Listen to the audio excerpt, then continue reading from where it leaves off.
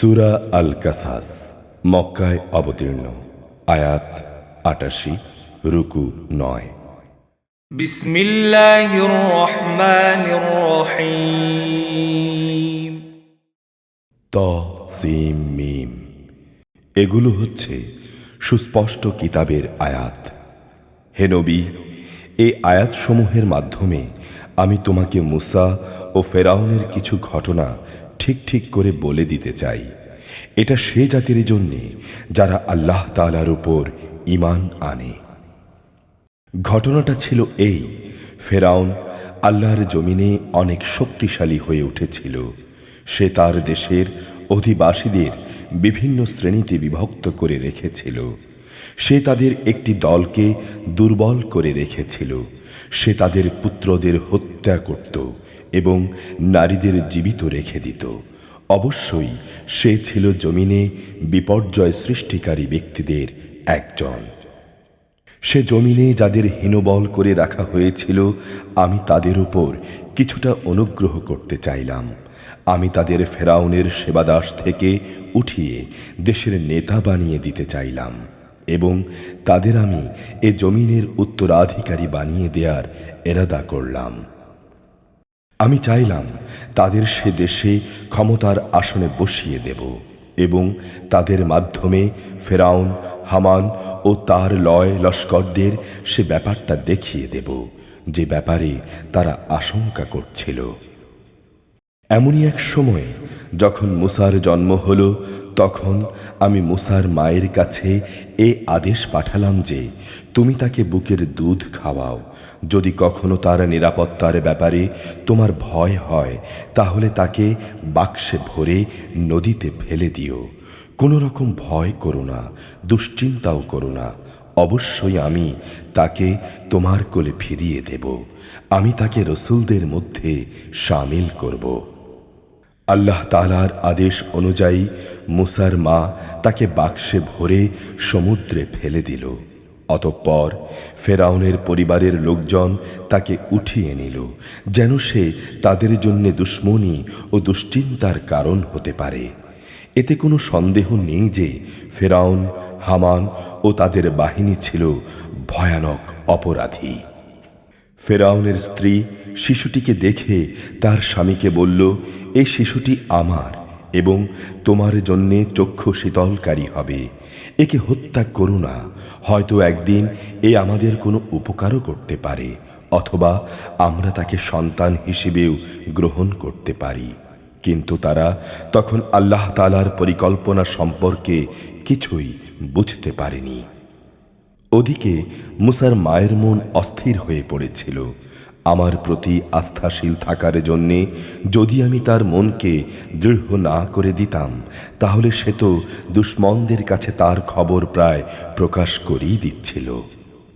সে মুসার বোনকে বলল, তুমি নদীর পাড় ধরে এর পেছনে পেছনে যাও। কথানুযায়ী সে তাকে দূর থেকে এমনভাবে পর্যবেক্ষণ করতে থাকল যাতে ফেরাউনের লোকেরা টের করতে পারল না।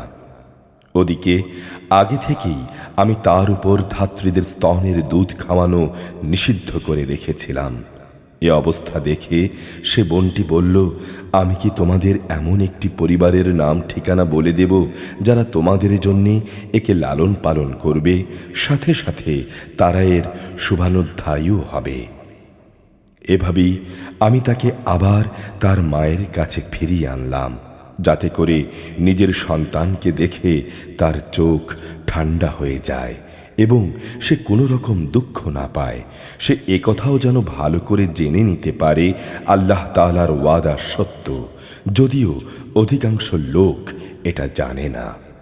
যখন সে পূর্ণ যৌবনে উপনীত হল এবং শারীরিক শক্তিতে পূর্ণতা প্রাপ্ত হল, তখন আমি তাকে জ্ঞান ও প্রজ্ঞা দান করলাম। আমি নেককার লোকদের এভাবেই প্রতিফল দান করি। একদিন সে নগরীতে প্রবেশ করল। যখন সেখানে নগরবাসীরা অসতর্ক অবস্থায় আরাম করছিল, অতঃপর সে সেখানে দুজন মানুষকে মারামারি করতে দেখল।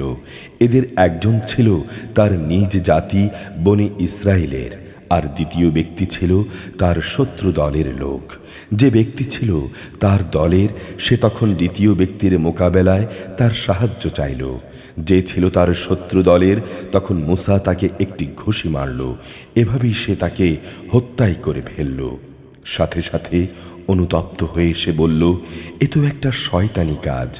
অবশ্যই সে হচ্ছে মানুষের দুশমন এবং প্রকাশ্য বিভ্রান্তকারী। সে বলল, হে আমার রব, অনিচ্ছাকৃত এ কাজটি করে আমি আমার নিজের উপর জুলুম করে ফেলেছি। হে আল্লাহ, তুমি আমাকে ক্ষমা করে দাও। অতঃপর আল্লাহ তাআলা তাকে ক্ষমা করে দিলেন। অবশ্যই তিনি হচ্ছেন ক্ষমাশীল ও পরম দয়ালু। সে বলল, হে আমার রব, তুমি যেহেতু আমার উপর মেহেরবানি করেছ, তাই আমিও তোমাকে প্রতিশ্রুতি দিচ্ছি, আমি আর কখনো কোনো অপরাধী ব্যক্তির জন্যে সাহায্যকারী হব না। অতঃপর ভীত শঙ্কিত অবস্থায় সে নগরীতেই তার ভোর হল। হঠাৎ সে দেখতে পেল, আগের দিন যে ব্যক্তি তার কাছে সাহায্য প্রার্থনা করেছিল, সে আবারও তার সাহায্যের জন্য চিৎকার করছে। মুসা এবার তাকে বলল, তুমি তো দেখছি ভারী ভেজালে লোক। তারপরও যখন সে ও ফরিয়াদি ব্যক্তিটি তাদের উভয়ের শত্রুর উপর হাত উঠাতে চাইল, তখন এ ফরিয়াদি ব্যক্তিটি মনে করল মুসা বুঝি তাকে মেরেই ফেলবে। তাই সে বলল, হে মুসা, তুমি কি আজ আমাকে সেভাবেই হত্যা করতে চাও যেভাবে কাল তুমি এক ব্যক্তিকে হত্যা করেছ? তুমি তো দেখছি জমিনে দারুণ স্বেচ্ছাচারী হতে চলেছ। তুমি কি শান্তি স্থাপনকারী হতে চাও না? এর কিছুক্ষণ পরই এক ব্যক্তি নগরীর আরেক প্রান্ত থেকে দৌড়ে এসে বলল, হে মুসা, আমি এইমাত্র শুনে এলাম ফেরাউনের দরবারীরা তোমাকে হত্যা করার ব্যাপারে পরামর্শ করছে। অতএব তুমি এক্ষুনি এই শহর থেকে বের হয়ে যাও। অবশ্যই আমি তোমার একজন শুভাকাঙ্ক্ষী বন্ধু। অতঃপর সে ভীত আতঙ্কিত অবস্থায় নগরী থেকে বের হয়ে গেল এবং যেতে যেতে বলল, হে রব, তুমি আমাকে জালিম জাতির হাত থেকে রক্ষা করো। মিশর ছেড়ে যখন সে মাদিয়ান অভিমুখে যাত্রা করল, তখন বলল, আমি আশা করি আমার রব আমাকে সঠিক পথ দেখাবেন। অবশেষে যখন সে মাদিয়ানের একটি পানির কূপের কাছে পৌঁছল, তখন সে দেখল তার পাশে অনেক মানুষ নিজ নিজ পশুদের পানি পান করাচ্ছে এবং তাদের অদূরে সে দুজন রমণীকে দেখতে পেল যারা নিজ নিজ পশুদের আগলে রাখছে। সে তাদের জিজ্ঞাসা করল, তোমাদের কি হলো? তোমরা পশুদের পানি খাওয়াচ্ছ না যে? তারা বলল, আমরা পশুদের পানি খাওয়াতে পারবো না যতক্ষণ না রাখালদের এখান থেকে সরিয়ে না নেওয়া হবে। আমাদের পিতা একজন বৃদ্ধ মানুষ, তাই আমরাই পশুদেরকে নিয়ে এসেছি। এই কথা শুনে সে এদের পশুগুলোকে পানি খাইয়ে দিল। তারপর সে গাছের ছায়ার দিকে গেল এবং আল্লাহকে বলল, হে আমার রব, নিরাপদ আশ্রয় হিসেবে তুমি যে নেয়ামতি আমার উপর নাজিল করবে, আমি একান্তভাবে তারই মুখাপেক্ষী হয়ে থাকব। একটু পরেই সে দেখল সে দুই রমণীর একজন লজ্জা জড়ানো অবস্থায় তার কাছে এলো এবং বলল, আমার পিতা তোমাকে তার কাছে ডেকেছেন। তুমি যে আমাদের পশুগুলোকে পানি খাইয়ে দিয়েছিলে, তার জন্যে তিনি তোমাকে কিছু পারিশ্রমিক দিতে চান। অতঃপর সে তার পিতার কাছে এলো এবং নিজের কাহিনী তার কাছে বর্ণনা করল। সব শুনে সে মুসাকে বলল, তুমি কোনো ভয় করো না, তুমি জালেমদের কাছ থেকে বেঁচে গেছো। সে দুই রমণীর একজন তার পিতাকে বলল, হে আমার পিতা, একে বরং তুমি তোমার কাজে নিয়োগ করো, কেননা তোমার মজুর হিসেবে সে ব্যক্তি উত্তম হবে যে শারীরিক দিক থেকে শক্তিশালী এবং চরিত্রের দিক থেকে বিশ্বস্ত। এরপর রমণীদের পিতা তাকে বলল, আমি আমার এই দুই মেয়ের একজনকে তোমার সাথে বিয়ে দিতে চাই, তবে তা হবে এ কথার উপর যে তুমি 8 বছর আমার কাজ করবে। যদি তুমি 8 বছরের জায়গায় 10 বছর পুরো করতে চাও, তবে তা হবে একান্ত তোমার ব্যাপার। আমি তোমার উপর কোনো কষ্টকর শর্ত আরোপ করতে চাই না।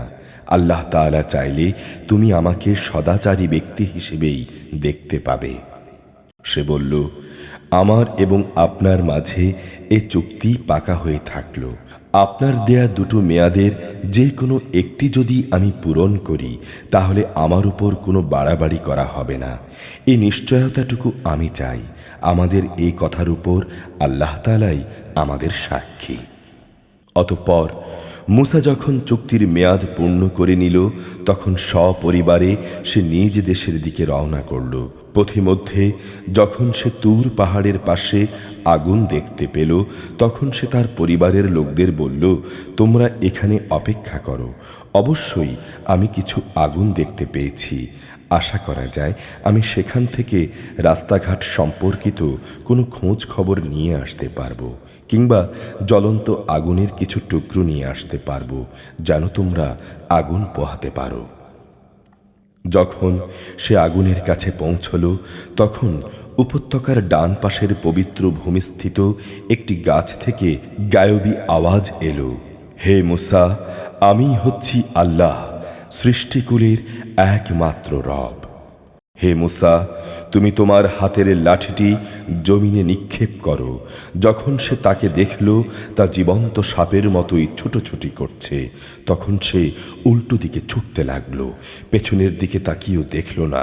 আল্লাহ তাআলা বললেন, হে মূসা, তুমি এগিয়ে এসো, ভয় পেও না, অবশ্যই তুমি হচ্ছ নিরাপদ ও বিশ্বস্ত মানুষদেরই একজন। তুমি তোমার হাত তোমার পকেটের ভেতরে রাখো, দেখবে কোনো রকম অসুস্থতা ছাড়াই তা উজ্জ্বল হয়ে বেরিয়ে আসছে। ভয় দূরীভূত করার জন্যে তোমার হাতের বাজু তোমার বুকের সাথে মিলিয়ে রাখো। এ হচ্ছে ফেরাউন ও তার দলীয় প্রধানদের কাছে তোমার মালিকের পক্ষ থেকে নবুয়াতের দুটো প্রমাণ। তারা আসলেই ছিল গুনাহগার জাতি। সে বলল, হে আমার রব, আমি কিশোর বয়সে ভুলবশত তাদের একজন মানুষকে হত্যা করেছি, তাই আমার ভয় হচ্ছে প্রতিশোধ নিতে গিয়ে তারা আমাকে মেরে ফেলবে। আমার ভাই হারুন, সে আমার চাইতে ভালো করে কথা বলতে পারে, অতএব তুমি তাকে সাহায্যকারী হিসেবে আমার সাথে পাঠিয়ে দাও, যাতে করে সে আমাকে সমর্থন করতে পারে। আমার ভয় হচ্ছে আমি একা গেলে তারা আমাকে মিথ্যা প্রতিপন্ন করবে। আল্লাহ তাআলা বললেন, হ্যাঁ, আমি তোমার ভাইকে দিয়ে তোমার হাত শক্তিশালী করব এবং আমার আয়াত সমূহ দিয়ে আমি তোমাদের এমন শক্তি যোগাবো, অতঃপর তারা আর কখনো তোমাদের কাছে পৌঁছতে পারবে না। পরিশেষে তোমরা এবং তোমাদের অনুসারীরাই বিজয়ী হবে। অতঃপর মূসা যখন আমার সুস্পষ্ট আয়াত সমূহ নিয়ে ওদের কাছে হাজির হলো, তখন তারা বলল, এ তো কতিপয় অলিক ইন্দ্রজাল ছাড়া আর কিছুই নয়। আমরা আমাদের পূর্ববর্তী বাবা দাদাদের জামানায়ও তো এমন কিছু ঘটতে শুনিনি। মূসা বলল, আমার রব ভালো করে জানেন কে তাঁর কাছ থেকে সঠিক হেদায়েত নিয়ে এসেছে এবং সেদিন কার পরিণাম কি হবে। তবে এই কথা ঠিক, জালেমরা কখনোই সফল হয় না। ফেরাউন বলল, হে আমার পরিষদরা, আমি তো জানি না আমি ছাড়া তোমাদের আরও কোনো মাবুদ আছে।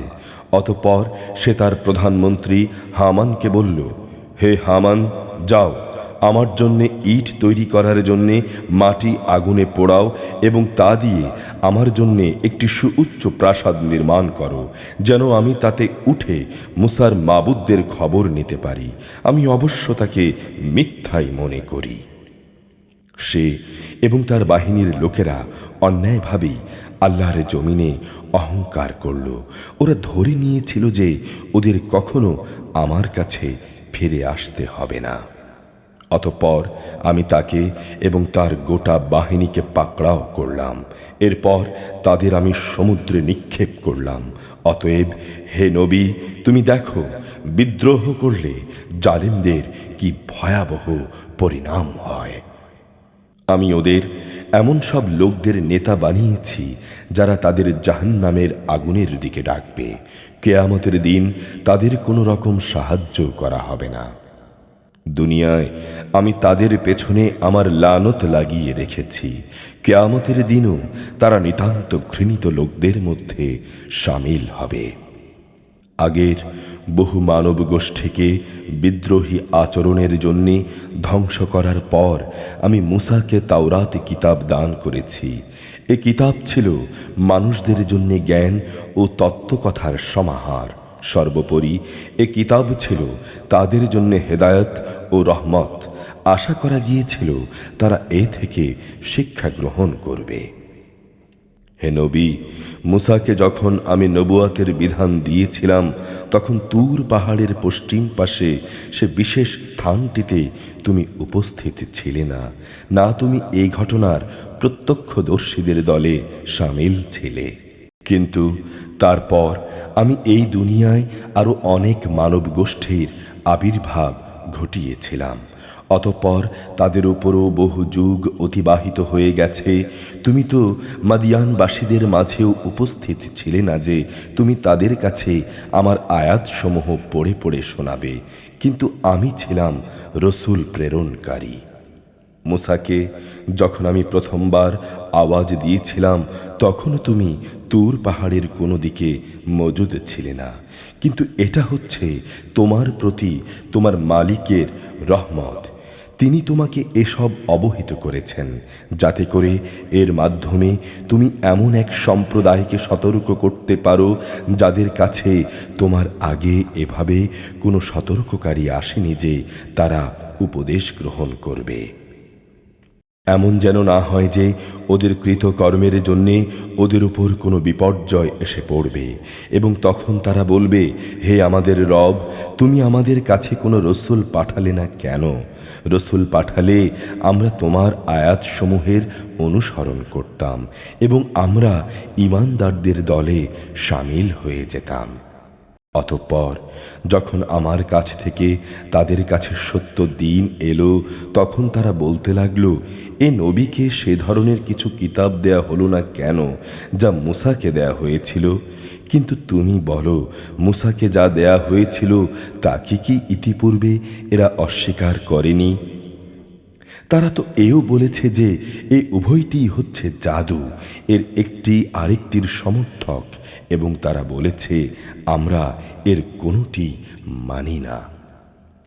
হে নবী, তুমি এদের বলো, যদি উভয়টাই মিথ্যা হয় এবং তোমরা তোমাদের এ দাবিতে সত্যবাদী হও তাহলে আল্লাহ তাআলার কাছ থেকে অন্য কোনো কিতাব নিয়ে এসো যা এ দুটোর তুলনায় ভালো হবে, তাহলে আমিও তার অনুসরণ করব। যদি এরা তোমার এ কথার কোনো জবাব না দেয় তাহলে জেনে রেখো এরা আসলে নিজেদের খেয়াল খুশির অনুসরণ করেই এসব বলে। তার চাইতে বেশি গোমরাহ ব্যক্তি আর কে আছে যে আল্লাহ তাআলার পক্ষ থেকে কোনো হেদায়েত পাওয়া ছাড়া কেবল নিজের খেয়াল খুশি মতোই চলে?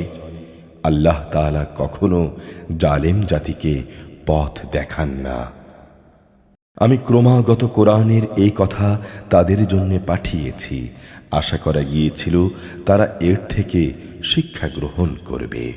এর আগে আমি যাদের আমার কিতাব দান করেছিলাম তাদের মধ্যে যারা সত্যানুসন্ধিৎসু ছিল তারা এর উপর ঈমান এনেছে।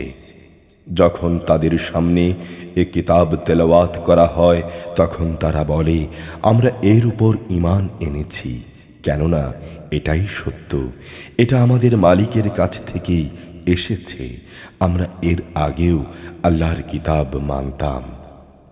এরাই হচ্ছে সেসব লোক যাদের দিনের পথে ধৈর্য ধারণের জন্যে দুবার পুরস্কৃত করা হবে। তারা তাদের ভালো কাজ দ্বারা মন্দ কাজ দূর করে। আমি তাদেরকে রেজেক দিয়েছি, তারা তা থেকে আমার পথে ব্যয় করে।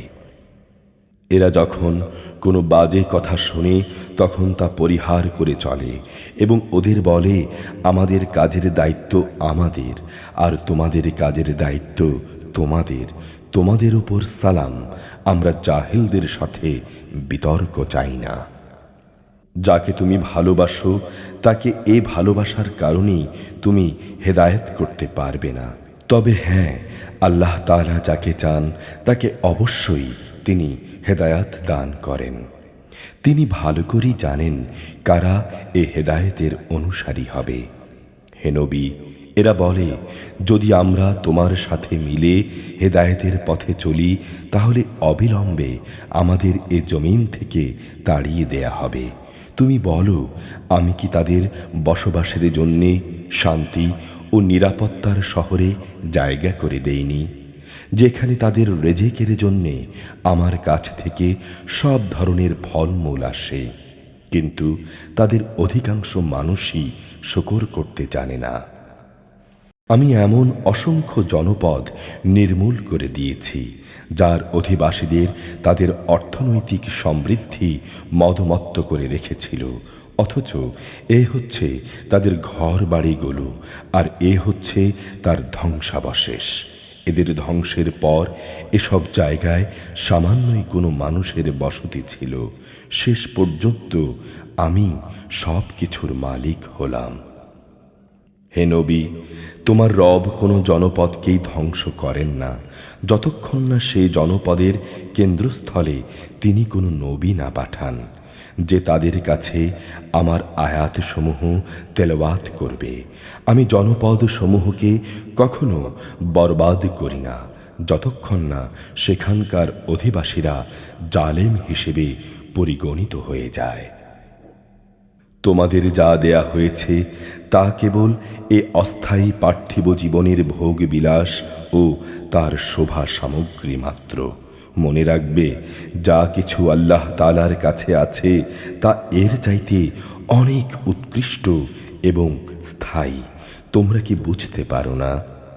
যাকে আমি জান্নাতের উত্তম প্রতিশ্রুতি দিয়ে রেখেছি এবং যে ব্যক্তি কিয়ামতের দিন তা পেয়েও যাবে, সেই ব্যক্তি কি করে তার মতো হবে যাকে আমি পার্থিব জীবনের কিছু ভোগ সম্ভার দিয়ে রেখেছি? অতঃপর যে ব্যক্তি তাদের মধ্যে গণ্য হবে যাদের কিয়ামতের দিন হিসাবের জন্য আমার সম্মুখে তলব করা হবে, সেদিন আল্লাহ তাআলা তাদের ডাক দেবেন এবং বলবেন, আজ কোথায় আমার সেসব শরীক যাদের তোমরা আমার সার্বভৌমত্বে অংশীদার মনে করতে? আযাবের এ বিধান যাদের উপর কার্যকর হবে তারা তখন বলবে, হে আমাদের রব, এরাই হচ্ছে সেসব ব্যক্তি যাদের আমরা গোমরাহ করেছিলাম। আমরা যেমনি এদের গোমরাহ করেছিলাম তেমনি আমরা নিজেরাও গোমরাহ হয়ে গিয়েছিলাম। আজ আমরা তোমার দরবারে দায়িত্বমুক্ত হয়ে যাচ্ছি। এরা কেবল আমাদেরই গোলামি করত না, এরা নিজেদের প্রবৃত্তির গোলামিও করত। অতঃপর মুশরিকদের বলা হবে, ডাকো আজ তোমাদের শরীকদের। তারপর তারা তাদের ডাকবে, কিন্তু তারা তাদের ডাকের কোনো জবাবই দিতে পারবে না। ইতিমধ্যে মুশরিকরা নিজের চোখেই নিজেদের আযাব দেখতে পাবে। কত ভালো হতো যদি এরা সঠিক পথের সন্ধান পেত। সেদিন আল্লাহ তাআলা পুনরায় তাদের ডাক দেবেন এবং বলবেন, আমার নবীদের তোমরা কি জবাব দিয়েছিলে? সেদিন তাদের মনের উপর থেকে সব বিষয়ই হারিয়ে যাবে। তারা একে অপরের কাছে কোনো কথা জিজ্ঞেস করবে না। তবে যে ব্যক্তি তওবা করেছে এবং ঈমান এনেছে, নেক আমল করেছে, তার কথা আলাদা। আশা করা যায় সে মুক্তিপ্রাপ্তদের দলে শামিল হবে। হে নবী, তোমার রব যা চান তাই তিনি পয়দা করেন এবং যা তিনি পছন্দ করেন তাই তিনি জারি করেন। এই ব্যাপারে তাদের কারোরই কোনো ক্ষমতা নেই। আল্লাহ তাআলা মহান, ওদের শিরক থেকে তিনি অনেক ঊর্ধ্বে। তোমার রব জানেন যা কিছু এদের অন্তর গোপন করে এবং যা কিছু এরা প্রকাশ করে। তিনি মহান আল্লাহ, তিনি ছাড়া আর কোনো মাবুদ নেই। সমস্ত তারিফ তার জন্যে, দুনিয়াতে যেমন এবং আখিরাতেও তেমনি। আইন ও বিধান তার জন্যেই। তোমাদের তার কাছেই ফিরে যেতে হবে। হে নবী, তুমি এদের বলো, তোমরা কি কখনো ভেবে দেখেছ, যদি আল্লাহ তাআলা রাতকে তোমাদের উপর কিয়ামতের দিন পর্যন্ত স্থায়ী করে দেন, তাহলে আল্লাহ তাআলা ছাড়া এমন কোনো মাবুদ আছে যে তোমাদের একটুখানি আলো এনে দিতে পারবে? তারপরও তোমরা কি কর্ণপাত করবে না? তুমি বলো, তোমরা কখনো এই কথা কি ভেবে দেখেছ, আল্লাহ তাআলা যদি দিনকে রোজ কিয়ামত পর্যন্ত স্থায়ী করে তোমাদের উপর বসিয়ে দেন, তাহলে বলো আল্লাহ তাআলা ছাড়া আর কোন মাবুদ আছে যে তোমাদের জন্যে রাত এনে দিতে পারবে, যেখানে তোমরা এতটুকু বিশ্রাম নেবে? তোমরা কি আল্লাহ তাআলার এ নিয়ামত দেখতে পাও না? এটা তো তাঁরই রহমত। তিনি তোমাদের জন্য রাত ও দিন বানিয়েছেন, যাতে করে তোমরা রাতে আরাম করতে পারো এবং দিনের বেলায় তাঁর জীবিকার অনুগ্রহ সন্ধান করতে পারো। আশা করা যায় তোমরা তাঁর শুকর আদায় করবে। সেদিন আল্লাহ তাআলা আবার তাদের ডাক দেবেন এবং বলবেন, কোথায় আজ আমার সেসব শরীক যাদের তোমরা আমার সার্বভৌমত্বে অংশীদার মনে করতে? সেদিন আমি প্রত্যেক জাতির মাঝ থেকে এক একজন সাক্ষী বের করে আনব। অতঃপর আমি তাদের বলবো, তোমরা আজ তোমাদের পক্ষে দলিল প্রমাণ হাজির করো। সেদিন ওরা সবাই বুঝতে পারবে সত্য একমাত্র আল্লাহ তাআলার জন্যে নির্ধারিত। তারা আল্লাহ তাআলা সম্পর্কে যেসব কথা উদ্ভাবন করত, তা নিমিষেই তাদের কাছ থেকে হারিয়ে যাবে। নিঃসন্দেহে কারণ ছিল মুসার জাতির লোক, কিন্তু তা সত্ত্বেও সে তাদের উপর ভারী জুলুম করেছিল। অথচ আমি তাকে এত বিশাল পরিমাণ ধনভাণ্ডার দান করেছিলাম যে তার ভাণ্ডারের চাবিগুলো বহন করা একদল শক্তিশালী লোকের পক্ষেও ছিল কষ্টসাধ্য ব্যাপার। তার জাতির লোকেরা তাকে বলল, ধন সম্পদ নিয়ে দম্ভ করো না, নিঃসন্দেহে আল্লাহ তাআলা দাম্ভিকদের পছন্দ করেন না। যা কিছু সম্পদ আল্লাহ তাআলা তোমাকে দিয়েছেন, তা দিয়ে তুমি পরকালের কল্যাণ তালাশ করো এবং দুনিয়া থেকে সম্পদের যে আসল অংশ তোমার পরকালে নিয়ে যাওয়ার জন্য রয়েছে তা ভুলে যেও না। এবং আল্লাহ তাআলা যেভাবে ধন সম্পদ দিয়ে তোমার উপর মেহেরবানি করেছেন, তুমিও তেমনি তার পথে তা ব্যয় করে তার বান্দাদের উপর দয়া করো। সম্পদের বাহাদুরি দিয়ে জমিনে বিপর্যয় সৃষ্টি করো না। নিঃসন্দেহে আল্লাহ তাআলা ফাসাদি লোকদের ভালোবাসেন না। কারণ এই কথা শুনে বলল, এ বিশাল ধন সম্পদ আমার জ্ঞান ও যোগ্যতা বলেই আমাকে দেয়া হয়েছে। কিন্তু এ মূর্খ লোকটা কি জানতো না, আল্লাহ তাআলা তার আগে বহু মানব গোষ্ঠীকে ধ্বংস করে দিয়েছেন, যারা শক্তি সামর্থ্যে তার চাইতে ছিল অনেক প্রবল এবং তাদের জমা মূলধনও তার তুলনায় ছিল অনেক বেশি। কিয়ামতের দিন অপরাধীদের তাদের অপরাধজনিত অজুহাত সম্পর্কে জিজ্ঞাসাবাদ করা হবে না। অতঃপর একদিন সে তার লোকদের সামনে নিজের শান শওকতের প্রদর্শনী করার জন্যে জাঁকজমকের সাথে বের হলো। মানুষদের মাঝে যারা পার্থিব জীবনের ভোগ বিলাস কামনা করত, তখন তারা বলল, আহা, কত ভালো হতো কারুনকে যা দেয়া হয়েছে তা যদি আমাদেরও থাকতো। আসলেই সে একজন মহাভাগ্যবান ব্যক্তি। অপরদিকে যাদের আল্লাহ তাআলার পক্ষ থেকে জ্ঞান দেয়া হয়েছে, তারা বলল, ধিক তোমাদের সম্পদের উপর। বস্তুত যারা আল্লাহ তাআলার উপর ঈমান আনে এবং নেক কাজ করে, তাদের জন্যে আল্লাহ তাআলার দেয়া পুরস্কারই শ্রেষ্ঠ, আর তা শুধু ধৈর্যশীলরাই পেতে পারে। পরিশেষে আমি তার ঐশ্বর্যে ভরা প্রাসাদসহ তাকে জমিনে গেড়ে দিলাম। তখন এমন কোনো দলই সেখানে মজুদ ছিল না যারা আল্লাহ তাআলার গজবের মোকাবেলায় তাকে সাহায্য করতে পারল, না সে নিজে নিজেকে গজব থেকে রক্ষা করতে পারল। মাত্র গতকাল সন্ধ্যা পর্যন্ত যারা তার জায়গায় পৌঁছার কামনা পোষণ করছিল, তারা আজ সকালবেলায় বলতে লাগলো, আসলে আল্লাহ তাআলা তার বান্দাদের মাঝে যাকে চান তার জন্যে রেজেক বাড়িয়ে দেন, আর যাকে চান তার জন্যে তা সংকীর্ণ করে দেন। যদি আল্লাহ তাআলা আমাদের উপর অনুগ্রহ না করতেন, তবে আমাদেরও তিনি আজ জমিনের ভেতর পুঁতে দিতেন। হায় দুর্ভোগ! নেয়ামতের প্রতি অকৃতজ্ঞরা কখনোই সফল কাম হয় না। এটা হচ্ছে আখিরাতের চিরশান্তির ঘর। আমি এটা তাদের জন্যে নির্ধারিত করে রেখেছি যারা দুনিয়ায় কোনো রকম প্রাধান্য বিস্তার করতে চায় না, না তারা জমিনে কোনো রকম বিপর্যয় সৃষ্টি করতে চায়। শুভ পরিণাম তো এই আল্লাহ ভীরু মানুষদের জন্যেই রয়েছে। যে ব্যক্তি নেকি নিয়ে হাজির হবে তাকে তার পাওনার চাইতে বেশি পুরস্কার দেয়া হবে, আর যে ব্যক্তি কোনো মন্দ কাজ নিয়ে আসবে সে যেন জেনে রাখে যারাই মন্দ কাজ করেছে তাদের কেবল সেটুকু পরিমাণ শাস্তিই দেয়া হবে যে পরিমাণ মন্দ নিয়ে তারা হাজির হবে। অবশ্যই আল্লাহ তাআলা এ কোরআনকে তোমার উপর নাজিল করেছেন। তিনি অবশ্যই তোমাকে তোমার কাঙ্ক্ষিত গন্তব্যে ফিরিয়ে নিয়ে যাবেন।